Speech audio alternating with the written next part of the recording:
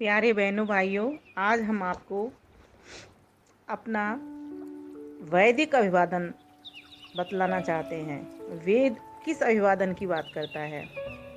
तो वेद के अंदर तो स्पष्ट लिखा हुआ है कि हमारा जो वैदिक अभिवादन है वह नमस्ते है। नमस्ते कैसे करें, किसको किस तरह से करें, आइए आज हम इस विषय को समझेंगे। तो कहा कि यह जो संसार है चर और अचर से बना हुआ है, जिसमें परमपिता परमेश्वर अपने परम चैतन्य से सर्वत्र विद्यमान है। अपनी सर्वशक्तिमत्ता से, अपनी निज सत्ता से चारों ओर, प्रत्येक कण कण में, हर वस्तु में, हर पदार्थ में, हर व्यक्ति में, हर जीव में, हर काल में वह विद्यमान है। सर्वप्रथम हम उस परम पिता परमेश्वर को, जो परम चेतन है, उसको नमस्ते करते हैं। वेद के भीतर ऐसे अनेक मंत्र आए हैं जिसमें उस परम पिता परमेश्वर को नमस्ते की गई है। जैसे एक मंत्र बहुत ही प्रचलित है, सभी विद्वान जब प्रवचन करते हैं उससे पहले बोलते देखे जाते हैं। आइए हम भी पाठ कर लेते हैं ऐसे कुछ मंत्रों का। ओम प्राणाय नमो यस्य सर्वमिदं वशे यो भूतः सर्वस्यैश्वरो यस्मिन् सर्वं प्रतिष्ठितम्। ॐ प्राणाय नमो यस्य सर्वमिदं वशं यस्य सर्वमिदं वशे यो भूतः सर्वस्य ईश्वरो यस्मिन् सर्वं प्रतिष्ठितम्।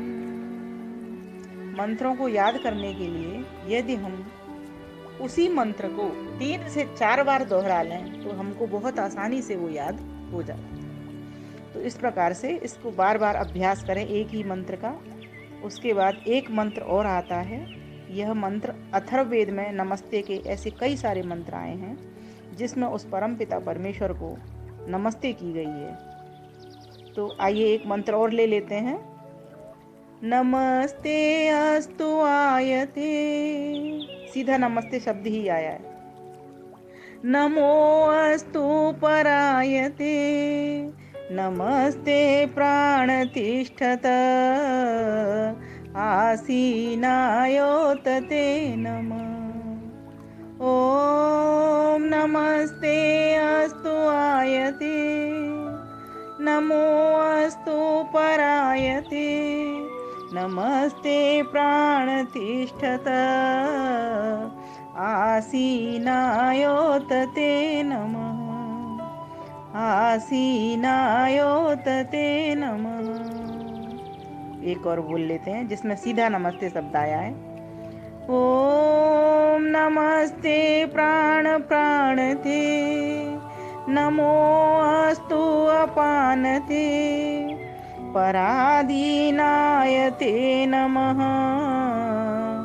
प्रराचीनायते नमः, प्रतीचीनायते नमः, पराचीनायते नमः, प्रतीचीनायते नमः, सर्वस्मै तैदं नमः, सर्वस्मै तैदं नमः, सर्वस्मै तैदं नमः। इस प्रकार से बहुत सारे मंत्र हैं जो जगह जगह पर नमो शब्द मिलता है, कहीं नमस्ते शब्द मिलता है। तो इन शब्दों को हम अपने जीवन व्यवहार में लाएं। तो किस प्रकार से लाएं? अब परमेश्वर को नमस्ते कैसे करेंगे? परमेश्वर तो दिखाई नहीं दे रहा, इन भौतिक आंखों से, भीतर की आंखों से दिखता है। तो परमेश्वर को नमस्ते करने के लिए हमें परमेश्वर की आज्ञा को मानना शुरू कर दें। अर्थात नमस्ते का एक अर्थ और मैं बताती हूँ। किसी भी चीज को नमस्ते करें, चाहे जड़ पदार्थ हो चाहे चेतन पदार्थ, सभी को नमस्ते होती है। कैसे? अगर चेतन पदार्थ है, परमात्मा है, तो उसको नमस्ते कैसे करेंगे? तो उसके लिए हम क्या करेंगे, उसको, उसकी आज्ञाओं को मानेंगे, उसको अपने अनुकूल बनाएंगे और हम उसके अनुकूल बनेंगे। जो जो हमसे हम कहता है वो कि ऐसा कर्म करो, हम वैसे कर्म करेंगे। तो इससे क्या होगा, हम ईश्वर के अनुकूल हो जाएंगे और ईश्वर हमारे अनुकूल हो जाएगा। फिर वो हमारी बात सुनेगा। जब हम उसके बच्चे बन करके उसका काम करेंगे तो हमारी बात सुनेगा ना, तो हम उसके अनुकूल हो जाएंगे और फिर वो हमारे अनुकूल हो जाएगा। तो इस प्रकार से हम ईश्वर को नमस्ते करेंगे। तो जब भी हम कोई ध्यान, संध्या या उपासना की स्थिति में बैठते हैं तो हम कैसे करते हैं, उस ईश्वर के गुणों का चिंतन करते हैं, उसके कर्म को ध्यान में लाते हैं, उसके स्वभाव को, स्वरूप को ध्यान में लाते हैं, तब जाकर के हम उसका ध्यान लगाते हैं। तो यह भी एक नमस्ते है, उसको परमेश्वर को एकांत में बैठ कर की गई नमस्ते है। जब हम कोई काम करते हैं तो यह हम अब मन में लाते हैं कि ये किसकी कृपा से कर रहे हैं, किसकी शक्ति से कर रहे हैं, तो ये तब भी ये परमेश्वर को एक नमस्ते होती है। जब हम और भी परोपकार के काम हाथ में लेकर के आगे बढ़ते हैं, कोई भी काम करते हैं, जैसे यज्ञ करते हैं किसी भी प्रकार का, चाहे वो देव यज्ञ हो या पितृ यज्ञ हो या अतिथि यज्ञ हो या फिर बलवैष्णो देव यज्ञ हो, तब भी हम उस ईश्वर को ही नमस्ते कर रहे होते हैं, क्योंकि परोपकार के भीतर ही वो परमेश्वर बैठा है, उसकी आज्ञाओं को मान रहे हैं, अर्थात उसके अनुकूल हो रहे हैं, तो वो परमेश्वर हमारे भी अनुकूल हो रहा है, तो ये परमेश्वर को नमस्ते हो गई। अच्छा, तो अब प्रश्न ये आता है, कई लोग कहते हैं क्या परमेश्वर को फिर हाथ जोड़ने चाहिए? इसमें अलग अलग विद्वानों का अलग अलग मत है। कई लोग कहते हैं कि परमेश्वर पर तो प्रभाव पड़ता नहीं इसका, जोड़ो या मत जोड़ो। कई विद्वान कहते हैं कि नहीं जोड़ना चाहिए, क्योंकि उसके लिए जोड़ने का क्या, वो तो भाव को जानता ही है, हाथ जोड़ो या मत जोड़ो ये तो भौतिक क्रिया है। कई विद्वान कहते हैं कि नहीं, जोड़ना आवश्यक है हाथों को। ये अपनी अपनी मान्यता अपने अपने हिसाब से कहते हैं, लेकिन मेरी जो मान्यता है, मैं जो मानती हूँ, अगर हृदय से हाथ लगा करके जोड़ते हैं तो मेरा मन सीधा, ऐसा मेरी मान्यता बन गई है, ऐसी मुझे मानसिक संतुष्टि मिलती है कि मेरा ध्यान भी लगता है ईश्वर के, मैं डायरेक्ट साक्षात दर्शन भी करती हूँ अंदर से, ऐसा मुझे अनुभूति होती है। मतलब जैसे मुझे लगता है कि सच में मैं उस स्थान पर बैठ गई हूँ, क्योंकि कहा जाता है हृदय के भीतर जो छोटा सा अवकाश होता है, जिसको कहते हैं कि वो एक गुफा है, और उस गुफा में उस परमात्मा के दर्शन होते हैं। तो मुझे ऐसे लगता है कि मैं उसके गुणों का अनुवाद कर रही हूँ, मतलब उसका गुणानुवाद कर रही हूँ और उसका गुणगान कर रही हूँ, उसकी स्तुति कर रही हूँ, उसको संबोधित करके उससे कुछ पुकार कर रही हूँ, उसको समीप अनुभूति कर रही हूँ, ऐसा मुझे अपने अंदर से अनुभूति होती है। तो इस प्रकार से हाथ जोड़ने में कोई बुराई नहीं है, क्योंकि हाथ जोड़ने से हम उन हाथों को गलत एक्टिविटी में ना लगाएंगे। कई लोग मैंने देखा है कि हाथों से मन में ध्यान चल रहा है, कुछ कुरेद रहे हैं, उठा रहे हैं, तो पोजीशन को भी खराब कर लेते हैं। वैसे जो ध्यान की स्थिति बताई है वो है कि हथेलियों को अधखुला करके मुट्ठी लगानी है, थोड़ी सी अधखुली सी रहेंगी, और इस प्रकार से अंगूठे से और अंगूठे के बगल वाली जो उंगली है उसको दबा करके इस तरह बैठना है। ये ध्यान की पोजीशन है। लेकिन कई लोग नहीं भी लगाते, तो उसको परमात्मा को नमस्ते करने के लिए मेरा ऐसा मानना है कि अगर कोई प्रार्थना भी पढ़ रहे हैं हम, अगर हाथ जोड़ लिए जाए तो इसमें कोई बुराई नहीं है। जोड़ भी सकते हैं, नहीं भी जोड़ सकते हैं। मैं तो लेकिन हाथ जोड़ करके ही प्रार्थना अपनी करती हूँ, नमस्ते उस परमात्मा को करती हूँ। उस परमात्मा को कब नमस्ते करें?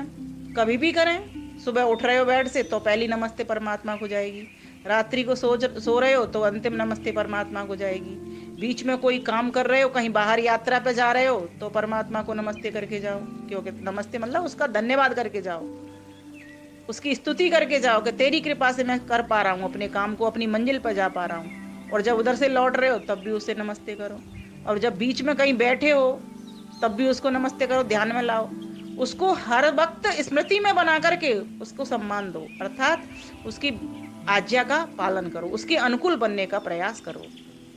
तो ये परमात्मा को नमस्ते है। अब सामान्य व्यक्ति को, दो प्रकार के चेतन है ना, एक जीवात्मा, हम जैसे भी हैं, तो हम आपस में कैसे नमस्ते करें? अगर कोई बुजुर्ग व्यक्ति है तो उसको हाथ जोड़ करके नमस्ते की जाए, क्योंकि वो देख भी रहा है सामने प्रत्यक्ष होकर के, देख तो परमात्मा भी रहा है हमको, बाहर भी है भीतर भी है, सब जगह से वो देख रहा है कि हम क्या कर रहे हैं। लेकिन अब चेतन व्यक्ति है, वो भीतर का तो उसे पता नहीं भाव का, लेकिन वो हाथ जोड़े हुए जरूर देख करके वो खुश हो जाता है। तो सिर झुका करके, हाथ जोड़ करके, चेहरे पर एक खुशी का भाव ला करके और थोड़ा सा नतमस्तक होइए, उसको थोड़ा सा सिर को झुकाइए। ये सामने वाले को व्यवहार करते वक्त, मिलते वक्त या बिछुड़ते वक्त ये नमस्ते होती है। फोन पे वार्ता करते वक्त कई लोग क्या करते हैं, पहले तो फोन जब उठाते हैं रिसीवर तब तो नमस्ते बोल लेते हैं, लेकिन उसके बाद में वो भूल जाते हैं नमस्ते करना। तो उस वक्त क्या करना चाहिए, जाते वक्त भी, चाहे बीच में कितना भी झगड़ा हो गया हो, जाते वक्त अवश्य नमस्ते करें। इससे एक संबंध फिर से पुनः आगमन का भी बन जाता है। नहीं तो मैंने देखा है कई लोग मिलते वक्त तो बड़ी बढ़िया से नमस्ते करते हैं, लेकिन जाते वक्त कोई बात ऐसी हो गई तो वो नमस्ते करना ही भूल जाते हैं।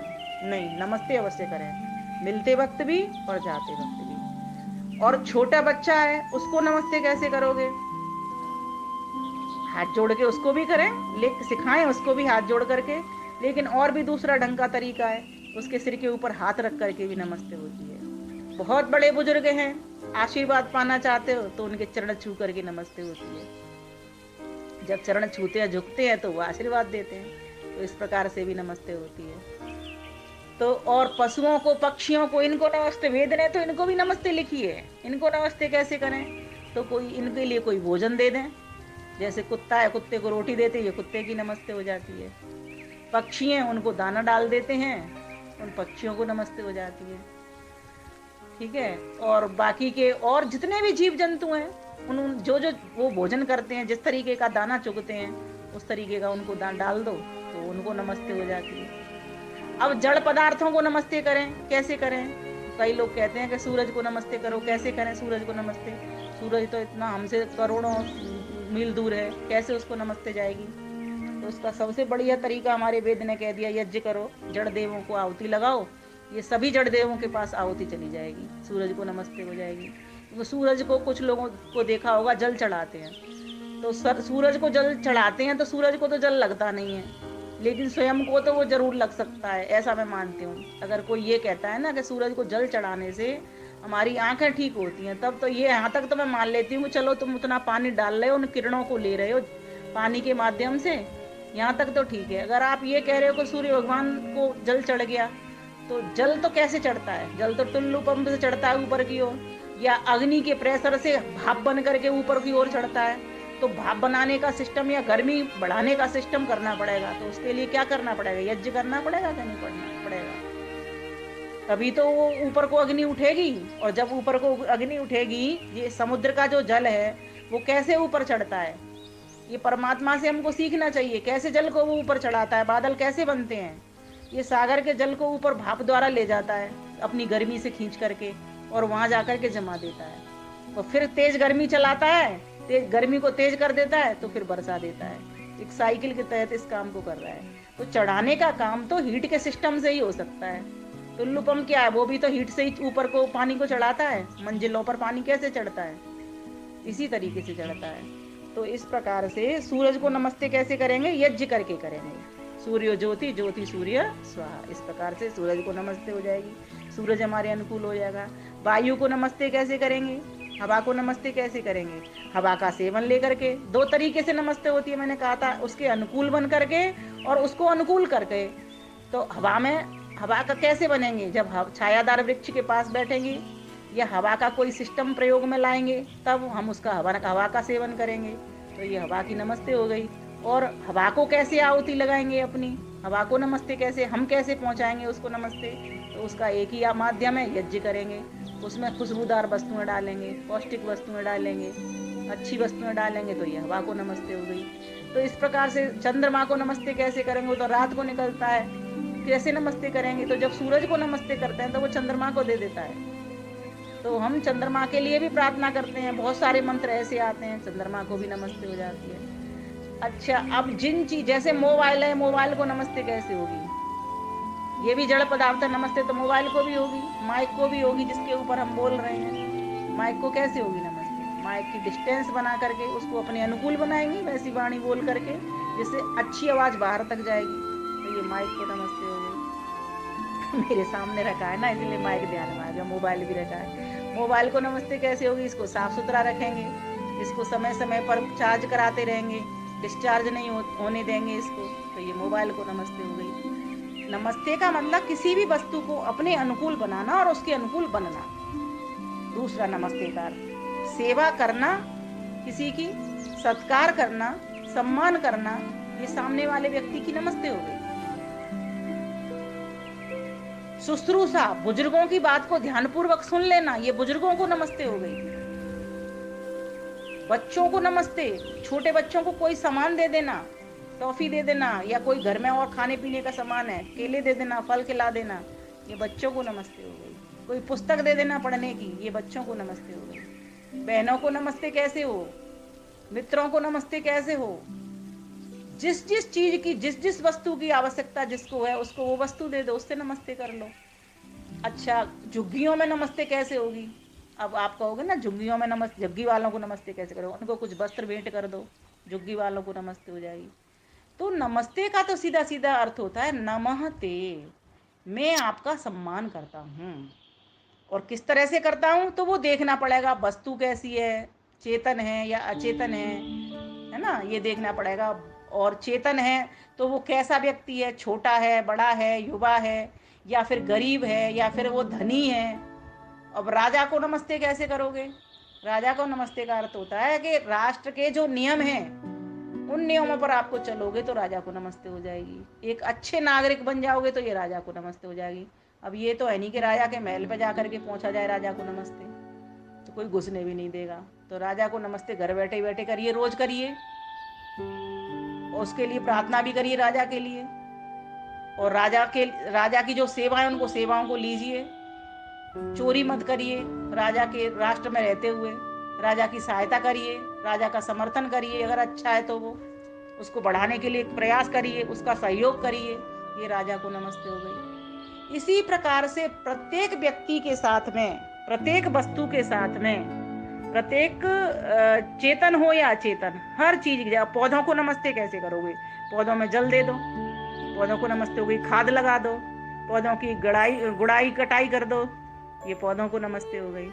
उनसे उनका खुद भी सेवन लो, वहां बैठो भी। अब तुलसी है, घर में लगी हुई है, उसकी नमस्ते कैसे होगी? उसकी सुरक्षा करो, उसको वृद्धि करो, उसको आगे आगे घरों तक लेकर के जाओ, ये तुलसी माता को नमस्ते है। फिर उसका खुद सेवन भी करो, उसकी चाय बना के पियो तुलसी की। और इन दिनों तो कोरोना का काल चल रहा है ना, तो इसमें तो और खासी जरूरत है कि तुलसी को चाय में डालिए, ये तुलसी को नमस्ते हो गई, है ना। गिलोय को नमस्ते कैसे करोगे? ये उसका सेवन कीजिए, काढ़े में डालिए गिलोय को, और उसको यज्ञ में भी लगाइए गिलोय की डंडी को, ये गिलोय को नमस्ते हो गई। और गिलोय के पौधे खूब ज्यादा प्रभुत मात्रा में लगवाइए, ये गिलोय को नमस्ते हो गई। हर औषधि को, अन्न को, फलों को, फूलों को, फूलों को नमस्ते कैसे करोगे? उनको तोड़ो मत, उनको खिलने दो, उनको देख करके खुश हो, उनसे खिलना सीखो, ये फूलों को नमस्ते हो गई। तो इस प्रकार से हमको अपने चारों ओर सभी से नमस्ते करनी, अर्थात सभी को सेवा, सम्मान, सुरक्षा, समर्पण यह देना है। ईश्वर को नमस्ते का अर्थ है ईश्वर को समर्पित हो जाना, पहली नमस्ते। दूसरी नमस्ते अपने घर के माता पिता, अतिथि, देवता, विद्वान, संत, महात्मा, सज्जन लोगों को नमस्ते। उनके लिए सेवा करिए, सत्कार करिए, उनको खूब सम्मान दीजिए। यह उनकी, बुजुर्गों की, अतिथियों की, देवताओं की, सन्यासियों की, और जिन चीज की उनको जरूरत है उनकी वो वस्तु दीजिए। शुश्रूषा, उनको सुनिए, ये उनको नमस्ते हो गई। बच्चों को नमस्ते, बच्चों को प्रेम करिए, स्नेह करिए, उनको सिखाइए, उनको शिक्षा दीजिए, उनको अपने आदर्शों से शिक्षा दीजिए, प्रेरणा करिए उनको, ये बच्चों को नमस्ते हो गई। उनकी पूरी पूरी सुरक्षा की जिम्मेवारी आपके ऊपर हो, उसको लीजिए जिम्मेवारी को, उनको नमस्ते करिए, उनको बढ़ाइए, राष्ट्र को एक अच्छा नागरिक दीजिए अपने संतान के रूप में, तो ये बच्चों को नमस्ते हो गई। इसी प्रकार से सभी चेतनों को, दोनों चेतनों को और जड़ जगत को, सभी को नमस्ते करिए, सभी को सेवा दीजिए, सुरक्षा दीजिए, सभी के साथ में अच्छा व्यवहार कीजिए। कहने का भाव यहाँ पर यह है, जो व्यवहार जिस वस्तु के लिए, जिस व्यक्ति के लिए आवश्यक हो, वही व्यवहार उसके साथ में करिए। यह इस प्रकार से नमस्ते का भाव होता है। आते जाते खड़े व बैठे, परहित हेतु प्रभु नमस्ते। करें परस्पर बंधु व बांधव, विमल झुका सर हंसते हंसते, विमल झुका सर हंसते हंसते।